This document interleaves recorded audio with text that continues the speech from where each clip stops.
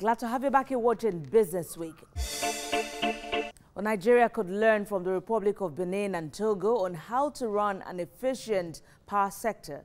Well, that came from the Managing Director of Transmission Company of Nigeria, Guru Mohammed, during the week. Mohammed noted that both countries buy about 80% of their power supplies from Nigeria, yet they maintain efficient services. Correspondent Abida Lawal tells us more. Recently, a sum of 72 billion naira was approved by the Power Ministry to be invested in the DISCOs. The Transmission Company of Nigeria is to manage the investment. We need to change the distribution network. 80% of the electricity that is consumed in Benin and Togo is coming from Nigeria. Go to Benin, you will have a stable power. Why there is no stable power? Because it's transmission that is taking the power to that place. But why is it that they have stable power and we don't have here? It's because our distribution network is weak. But the Association of Nigerian Electricity Distributors are taking a different stand. Almost 5 years after core investors put $1.2 billion to acquire 60% stakes in 11 electricity distribution companies in 2013, they say they are yet to recover the investment or make profit. The investors said they found that the estimated aggregate technical, collection and commercial losses, customer enumeration and metering requirement by BPE were wrongly computed, coupled with huge old legacy debts which the DISCOs took from the 213 billion naira CBN loan, which they are paying interest for. This gap is now in excess of 1.3 trillion naira. And this is what the DISCOs are carrying on their financial books. And with this scenario, it is an impediment to both the sustainability of the electricity market and the ability of the investor to meet their obligation as contained in the performance agreement that is signed with the government in 2013. I think we are paying interest on 16 billion to CBN. But the DISCO only benefited 4 billion. Because even before the money came, 10 billion was taken. This was the loan that they kept screaming that they have assisted DISCOs with. I want to end this by saying, I want to appeal to the minister. He's been having meetings with stakeholders. And he has limited these stakeholders, as far as I know, to operators. We're in the background. We put money. We borrowed 12 billion. To date, we have paid between 9 and 10 billion. But we still owe the principal amount of 12 to 13 billion. What we paid that 9 billion for was simply interest. How can we survive? The investors said they are ready to quit if government would refund their acquisition investment, as they have declared a force majeure twice, a condition for their refund, with the federal government refusing to accept their quick notice. Stay tuned to Business Week. We'll be right back with our interview. On Focus today, we are looking at the job of Securities and Exchange Commission for the Nigerian capital market. And here with me is my guest, Mr. Henry Rowland. He's the Executive Commissioner at the Securities and Exchange Commission, holding the portfolio of corporate services. Welcome, Mr. Rowland. Thank you very much. Tell me, as the Executive Commissioner at SEC, and you do corporate services, briefly, what does corporate services mean in this case relating to market and investments? Yeah, as you will know, the core activities of the Securities and Exchange Commission is to develop and regulate the market. That can only be done successfully if you have the human resources component, people that will drive the core activities. So I oversee human resources, as well as you know that if human resources exist and you cannot give them what they require in terms of finances, their jobs will not be properly done. So I equally oversee the activities of the finance and accounts of the Commission. In conjunction with that, all forms of back offices activities where the office that the people will sit to do their core work, the tables they will use, the AC and the rest of them that do relates to the procurement activities of the Commission. I equally oversee that.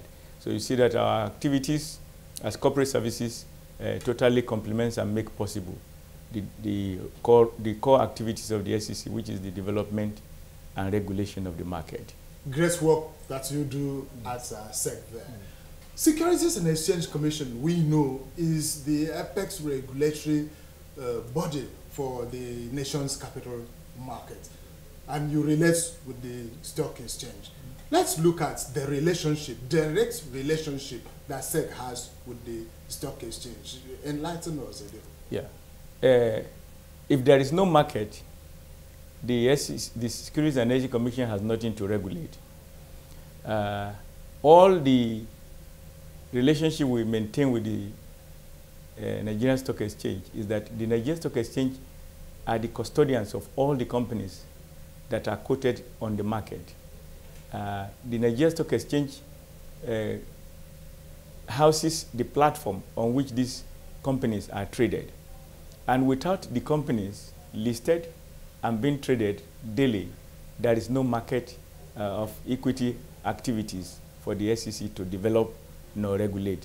So our direct relationship is that the Nigerian Stock Exchange is licensed or registered by the SEC to practice the role of a platform as the exchange. Exchange is where stocks and bonds are traded or transacted. Such is the direct relationship that we do have. Without the exchange, the Nigerian Stock Exchange, for instance, like I said, if we are not relating together correctly, then we will not be able to maintain a sound, efficient, and transparent market. I can tell you clearly that while the Nigerian Stock Exchange represents the Securities and Exchange Commission as a self-regulatory organization, regulating entities like stockbrokers and the likes, the SEC depends on the Nigerian Stock Exchange to get an efficient market dealing with the brokers. So at this stage now, who brings out the bulk of the regulations that we see and know, as many as they are? Yeah, the SEC, being the apex regulator, gives the general guidelines through what is called rules. The Securities and Exchange Commission is operated under a guiding law, Act of the Federal Republic, and the activities of the Nigerian capital market are driven by the content of the Investment and Securities Act that we use as our operating rules. So all forms of laws and rules emanate from there. The Securities and Exchange Commission rolls out those rules. Those rules, the Nigerian Stock Exchange are bound by those rules. But the Nigerian Stock Exchange, because they are a self-regulatory organization, using the power of the Investment and Securities Act, they roll out their own rules and regulations for the members that deal under their platform.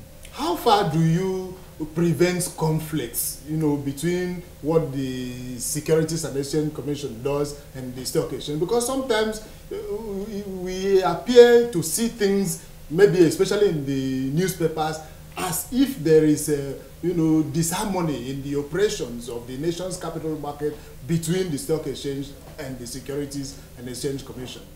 I can tell you without missing words that conflict has never arisen, because the Nigerian Stock Exchange acknowledges and recognizes that they have their own guiding principles under the law.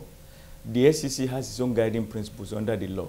Both of us are law-abiding, and because we register and license them for operation, they give appropriate reports. So anytime that the SEC wants anything from the Nigerian Stock Exchange, the Nigerian Stock Exchange does not deny the SEC that opportunity. Who takes responsibility directly for giving discipline to the market? Is it SEC or Stock Exchange? The Securities and Exchange Commission take the apex responsibility. We depend on input and report from the Nigerian Stock Exchange, for example, if there are earning issues. But mind you, both participants in the market can bypass the Nigerian Stock Exchange and come straight to the Securities and Exchange Commission to lay complaints on their own, and then we take necessary action. Where the issue relates to Nigerian Stock Exchange, we will normally refer the case to the Nigerian Stock Exchange, to get their opinion on such issues before we take any action. But we take optimal responsibility as the Securities and Exchange Commission. What's your support level from the government for the markets? Well, the support level are quite numerous. I can tell you, there are 3 arms of government.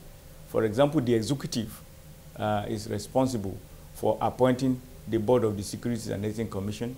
They are responsible for authorizing the appointment of every senior personnel. So to that extent, we get full executive support. Legislation, all the rules and laws that we do, including the operating law which we stand by, the legislature are responsible for supporting us.